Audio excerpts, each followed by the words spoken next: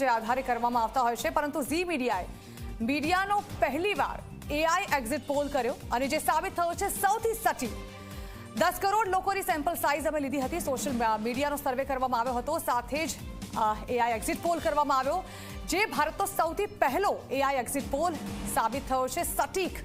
AI exit પોલમાં એનડીએને 305 થી 315 બેઠકો મળવાનું તારણ અપાયું હતું.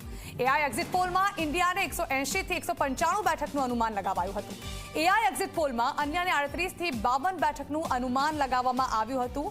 અને જે મીડિયા જગતમાં પહેલીવાર AI exit poll Zee media દ્વારા કરવામાં આવ્યો છે, તે સટીક અને સચોટ સાબિત થયો છે.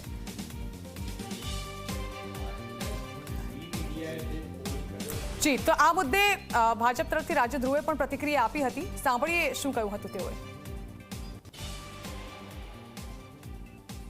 આજે આપણે ઘણા બધા મીડિયા હાઉસોએ એક્ઝિટ પોલ બહાર પાડેલા, પરંતુ જી એક વર્ષો જૂનું સુભાષચંદ્ર ગોયલનું એક મીડિયા હાઉસ કે જે હરહંમેશ દેશની સાથે રહ્યું છે, રાષ્ટ્રવાદની સાથે રહ્યું છે, એ જી ન્યૂઝ એમને પણ એક્ઝિટ પોલ કરેલો અને એ એક્ઝિટ પોલમાં ફરીથી એનડીએની સરકાર બનશે એ પ્રમાણેનો વર્તારો આપેલો, એ પ્રમાણેનો એમને આભાસ આપેલો.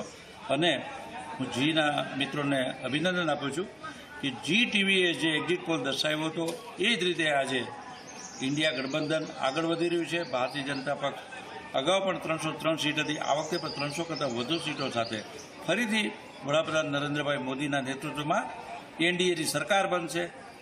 જીની ટીમ, જીના લોકો એમણે જે એક્ઝિટ પોલ અથવા તો જે એક પોતાનો અત્યાર સુધીના ચૂંટણીની રાજનીતિનો બારીકાઈથી અભ્યાસ કરી અને જે એક વર્તારો, જે એક આભાર પ્રજાજનની સામે મૂકેલો હતો.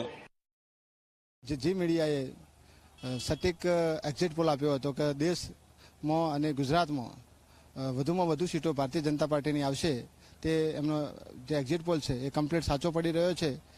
જી મીડિયાએ જે એક્ઝિટ પોલ આપ્યો હતો કે ભારતીય જનતા પાર્ટીની સીટો આવવાની છે, એટલે 100% ભારતીય જનતા પાર્ટીની સરકાર થાય છે અને 100% ભારતીય જનતા પાર્ટી આગળ છે અને ઘણા વોટોથી અને ઘણા મતોથી, ઘણા ઉમેદવારોથી બહુમતીથી સરકાર ભાજપની બેસે.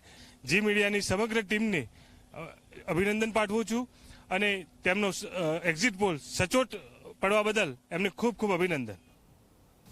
જી ઉર્વિશભાઈ, તો શું કહેશો? આ એક્ઝિટ પોલ, એક્ઝિટ પોલ કરવામાં આવ્યો હતો, તે સટીક સાબિત થયો છે.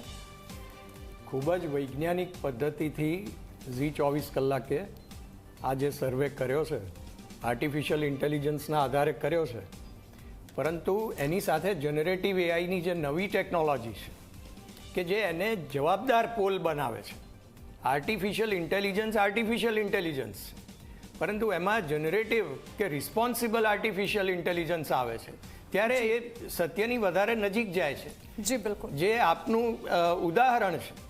જી બિલકુલ. ખૂબ ખૂબ આભાર તમામ મહેમાનોનો અમારી સાથે જોડાયા તે બદલ, પોતાના મતો અને વિશ્લેષણો રજૂ કર્યા તે બદલ. તો આખરે પરિણામ સૌ કોઈની સામે છે. આજે એનડીએ અને ઇન્ડિયાની એક મહત્વપૂર્ણ બેઠક મળવા જઈ રહી છે. જોઈએ બેઠક દરમિયાન શું થાય છે, કોણ પસંદ કરે છે વિપક્ષમાં બેસવાનું અને કોણ સત્તા પર રાજ કરે છે, તેના પરથી આજે પડદો ઉંચકાશે. આ સાથે જ બુલેટિન સમાપ્ત કર્યું છે અને વધુ સમાચારો વિસ્તારથી જોવા માટે આપ જોતા રહો ઝી 24 કલાક.